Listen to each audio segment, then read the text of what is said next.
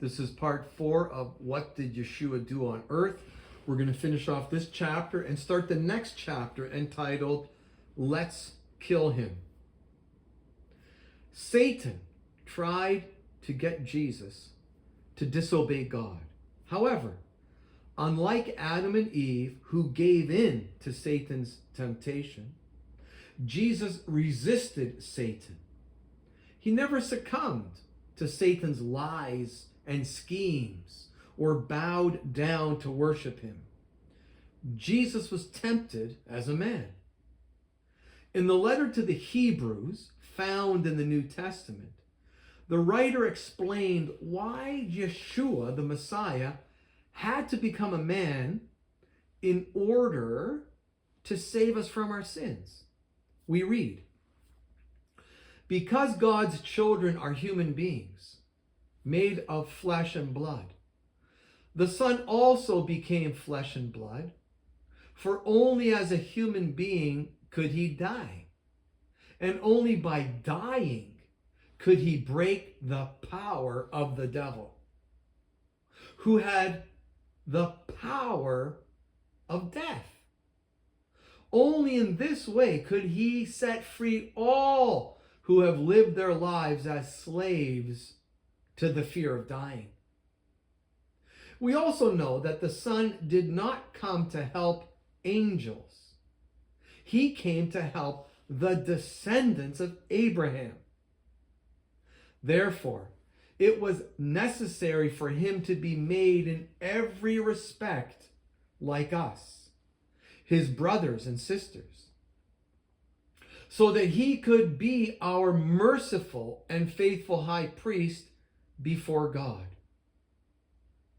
Then he could offer a sacrifice that would take away the sins of the people, since he himself has gone through suffering and testing.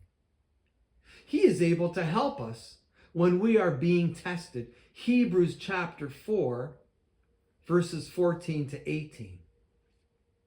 In this passage, the writer hearkens back to the prophecy in Genesis, where it was said that Yeshua, the seed, would crush the devil's head. One of the reasons why Yeshua appeared on earth was to break the devil's power over people. That is why Yeshua said, "The time for judging this world has come, when Satan, the ruler of this world, will be cast out." John chapter 12 and verse 31. Jesus was the one who overcame Satan. When a person believes in Yeshua as the Messiah, they are immediately transferred from the kingdom of darkness into the kingdom of light. For he has rescued us from the kingdom of darkness and transferred us into the kingdom of his dear Son, who purchased our freedom and forgave our sins. Colossians chapter 1 and verse 13. Believing in Jesus as the Messiah will break the power of the devil over your life. I was going to say Yeshua. It's the same thing. Believing in Yeshua as the Messiah will break the power of the devil over your life. Let's go to the next chapter, which is entitled, Let's Kill Him. And these are prophecies that prophesy in the Tanakh that there will be people who will want to kill the Messiah when the Messiah appears on earth. It was clear to everyone that Yeshua did miracles and that only God could do those types of miracles. However, this did not stop some Jews from wanting Yeshua dead. He asked them for which of the miraculous works they were going to stone him. They had seen him perform many healings, including healing a blind man, Nevertheless, they replied, "We're stoning you, not for any good work, but for blasphemy. You, a mere man, claim to be God." John chapter 10 and verse 33. Ironically, the Jews said that Yeshua did the works of God, but that he was not allowed to call himself God. The miracles Jesus performed didn't matter to the Jewish leaders.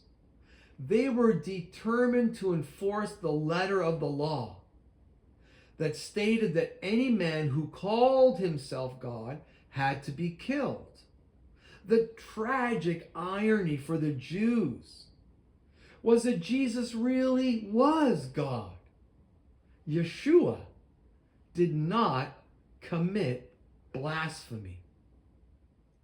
Murderous thoughts toward the Messiah. At this point, Jesus had been in ministry for 3 years. Part of the Jewish religious leadership had been wanting to kill him for some time. In their minds, he was a blasphemer and a lawbreaker. What was also disturbing them was that Jesus had gathered more and more followers. It caused the leaders to be angry and jealous. They thought to themselves, something has to be done. There is one dramatic event that triggered the thoughts of murder to be put into action. And this is found in the New Testament. Here it is. "Roll the stone aside," Jesus said. But Martha, the dead man's sister, protested, "Lord, he has been dead for 4 days. The smell will be terrible." Jesus responded, "Didn't I tell you that you would see God's glory if you believe?" So they rolled the stone aside. Then Jesus looked up to heaven and said, "Father, thank you for hearing me. You always hear me, but I said it out loud for the sake of all these people standing here, so that they will believe you sent me." Then Jesus shouted, "Lazarus, come out." And the dead man came out, his hands and feet bound in grave clothes, his face wrapped in a headcloth. Jesus told them, "Unwrap him and let him go." Many of the people who were with Mary believed in Jesus when they saw this happen. But some went to the Pharisees and told them what Jesus had done. Then the leading priests and Pharisees called the high council together. "What are we going to do?" they asked each other. "This man certainly performs many miraculous signs. If we allow him to go on like this, soon everyone will believe in him. Then the Roman army will come and destroy both our temple and our nation." John chapter 11, verses 39 to 48. Notice how the religious leaders acknowledged that Jesus performed miracles. They said that he did what only God could do. They saw that Jesus healed people, cast out demons, and raised people from the dead. But they didn't want people to follow him. The religious establishment did not want people to reject their status quo and oust them from their positions. Caiaphas, who was the high priest at the time, said, "You don't know what you're talking about. You don't realize that it's better for you that one man should die for the people than for the whole nation to be destroyed. He did not say this on his own. As high priest at that time, he was led to prophesy that Jesus would die for the entire nation. And not only for that nation, but to bring together and unite all the children of God scattered around the world. So from that time on, the Jewish leaders began to plot Jesus' death.